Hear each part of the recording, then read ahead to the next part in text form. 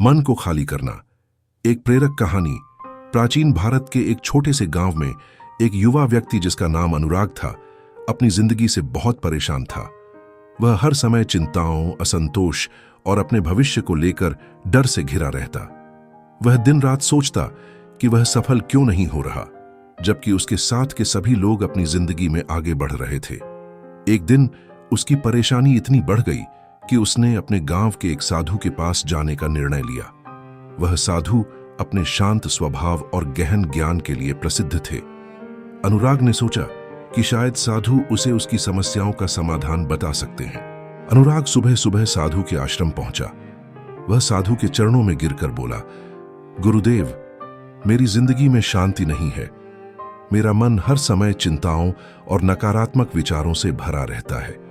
कृपया मुझे बताएं कि मैं इस समस्या से कैसे छुटकारा पा सकता हूं। साधु ने अनुराग को ध्यान से सुना और मुस्कुराते हुए कहा, पुत्र, तुम्हारी समस्या का समाधान केवल एक है, अपने मन को खाली करना। अनुराग यह सुनकर हैरान रह गया। उसने कहा, गुरुदेव, यह कैसे संभव है? मेरा मन विचारों से भरा रहता है। जब मैं उन्हें रोकने की कोशिश करता हूं तो वे और भी तेज हो जाते हैं। साधु ने अनुराग को अपने पास बुलाया और उसे एक कहानी सुनाई। किसी समय एक छोटे से गांव में एक राजा था। वह हमेशा चिंताओं में घिरा रहता था। अपने राज्य की रक्षा, अपने परिवार की देखभाल और अपने भविष्य को लेकर उसने एक दिन सोचा कि उसे किसी ज्ञानी से सलाह लेनी चाहिए। राजा ने अपने राज्य के सबसे ज्ञानी साधु को बुलाया और उनसे पूछा, गुरुदेव, मैं अपने जीवन में शांति पाना चाहता हूं, मुझे इसका रास्ता दिखाइए। साधु ने राजा को एक प्याला दिया और उसमें चाय डालने लगे।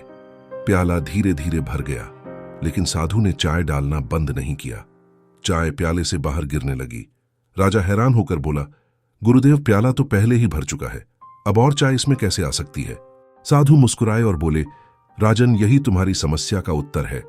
तुम्हारा मन भी इस प्याले की तरह है, विचारों, चिंताओं और इच्छाओं से भरा हुआ। जब तक तुम इसे खाली नहीं करोगे, नई चीजें इसमें नहीं आ सकती। अनुराग ने यह कहानी सुनी और गहराई से सोचने लगा। उसने साधु से पूछा, गुरुदेव, लेकिन मन को खाली करने का उपाय क्या है? साधु ने उसे पास के एक शांत तालाब पर ले जाकर कहा, तुम इस तालाब को देखो, इसकी सतह कितनी शांत है, लेकिन अगर मैं इसमें एक पत्थर फेंक दूं तो क्या होगा? अनुराग ने कहा, तालाब की सतह पर लहरें उठेंगी। साधु ने कहा, सही कहा। अब सोचो, यदि तुम लगातार पत्थर फेंकते रहो तो क्या तालाब कभी शांत होगा? अनुराग ने उत्तर दिया, नहीं गुरुदेव। साधु बोले, यही तुम्हारे मन की स्थिति है। जब तुम इसे लगातार विचारों और चिंताओं से भरते रहते हो तो यह कभी शांत नहीं हो सकता। तुम्हें इसे खाली करना सीखना होगा।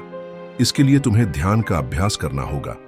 ध्यान के माध्यम से तुम अपने विचारों को नियंत्रित कर सकते हो और उन्हें जाने दे सकते हो। साधु ने अनुराग को ध्यान करने के कुछ सरल तरीके बताए। उन्होंने कहा, हर सुबह शांत स्थान पर बैठो, अपनी आंखें बंद करो और अपनी सांसों पर ध्यान केंद्रित करो। जब कोई विचार आए तो उसे जबरदस्ती रोकने की कोशिश मत करो, उसे आने दो और जाने दो। धीरे धीरे तुम्हारा मन शांत होने लगेगा। अनुराग ने साधु की बातों को गंभीरता से लिया और ध्यान का अभ्यास करना शुरू कर दिया।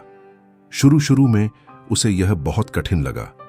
उसके मन में हर समय विचारों की भीड़ रहती थी, लेकिन उसने साधु की सलाह को नहीं छोड़ा।